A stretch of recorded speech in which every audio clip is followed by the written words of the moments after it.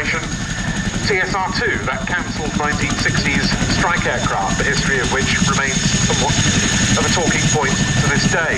Well, it wasn't the first TSR-2, because when Fairey developed a biplane torpedo bomber to meet an Admiralty specification for the Fleet Air Arm of the Royal Navy in the early 1930s, it was dubbed the TSR-2, TSR standing in this instance for Torpedo Spotter Reconnaissance. It was based on their earlier TSR-1 design, but with a more powerful version of the Bristol Pegasus engine, slightly swept back wings, longer rear fuselage, and the ability to operate on either wheels or floats.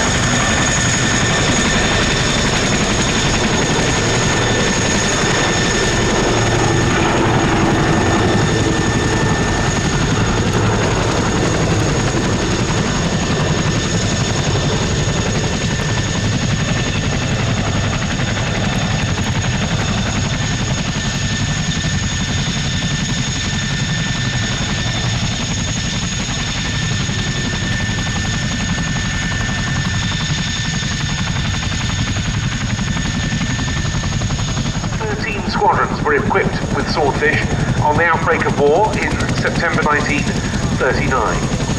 But in many ways, the Fleet Air Arm should never have had to go to war with such an outdated aeroplane in a leading role.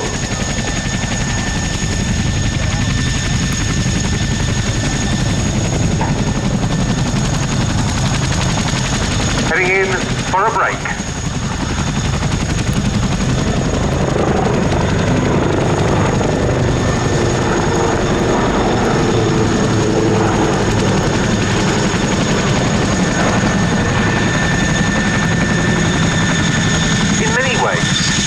The fact of the Swordfish being in service in such numbers when war broke out illustrates the sort of complacency and muddled procurement that often took place during the 1930s.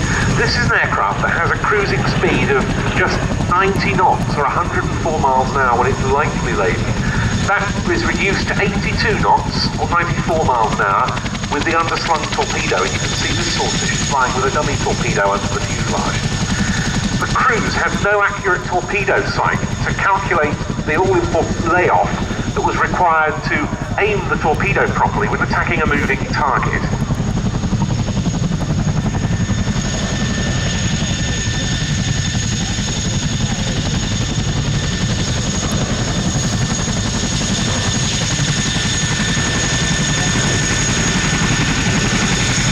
Instead, all they had was a row of flashlight bulbs positioned on a bar level with the pilot's eye line. The distance between two of those bulbs represented 5 knots of speed at 1,000 yards, but there was no way of assessing the range from the target other than the pilot's experience, and thankfully the Fleet Air Arm's torpedo bomber pilots had very regular practice to hone those skills. The Swordfish first went into combat in Norway in April 1940, flying both off carriers and on floats. Back home in 1940, as the Battle of Britain was fought, the Fleet Air Arm's squadrons were placed under the control of RAF Coastal Command, and Swordfish 85 years ago kept watch on enemy-held ports from which a German invasion of Britain could be launched. Sometimes they also spotted the naval guns.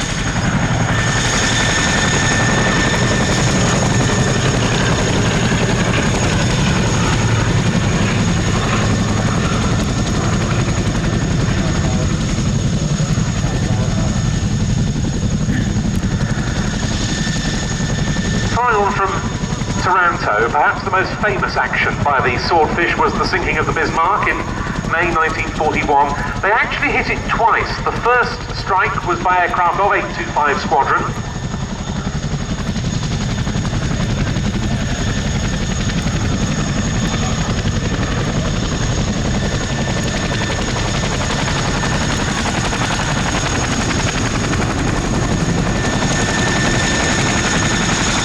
Flying off HMS Victorious, they managed to achieve one torpedo strike, which slowed the ship.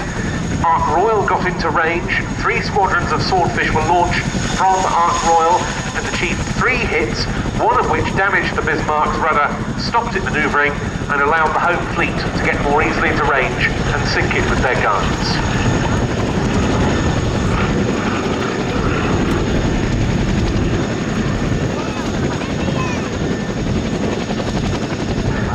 Rectified later on the likes of the Tirpitz.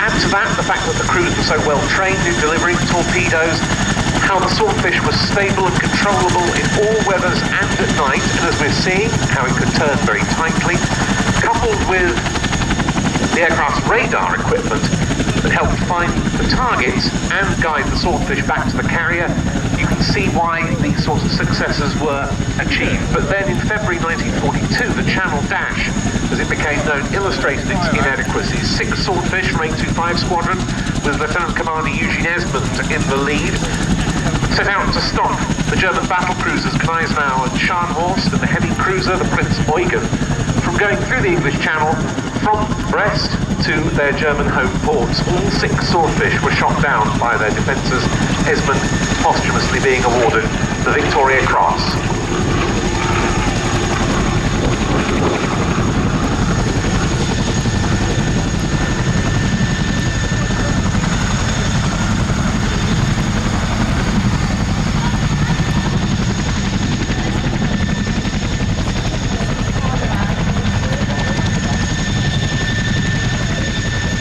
Progressed, Swordfish had a major role protecting the vital supply convoys.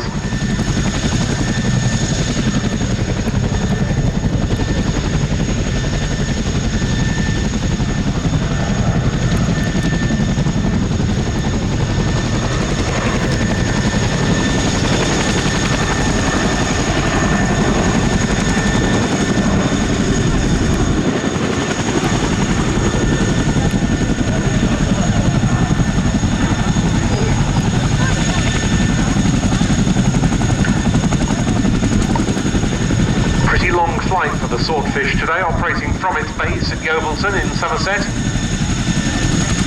And this, as we were saying, at such a slow cruise speed. They've actually got 3 on strength with Navy wings. This is the only airworthy one at present. Hopefully their Mark II will fairly soon join it in airworthy condition. There's a third that's been used as a source of spares and so forth.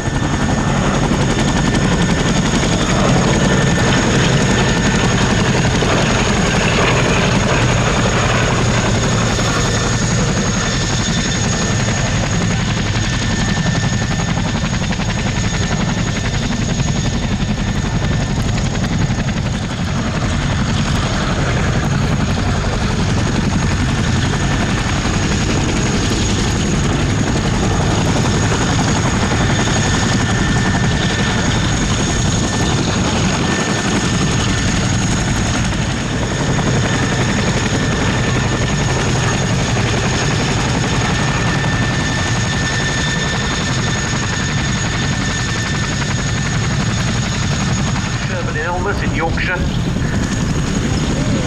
Saw service out in Gibraltar with the Mediterranean fleet probably on patrols over the Strait of Gibraltar. It's now painted as an 820 Squadron aircraft that flew on the operation that sank or led to the sinking of the Bismarck. And with a final wing rock on the last part, we say farewell to Glenn Allison and the Navy Wings Heritage Flight Swordfish 1.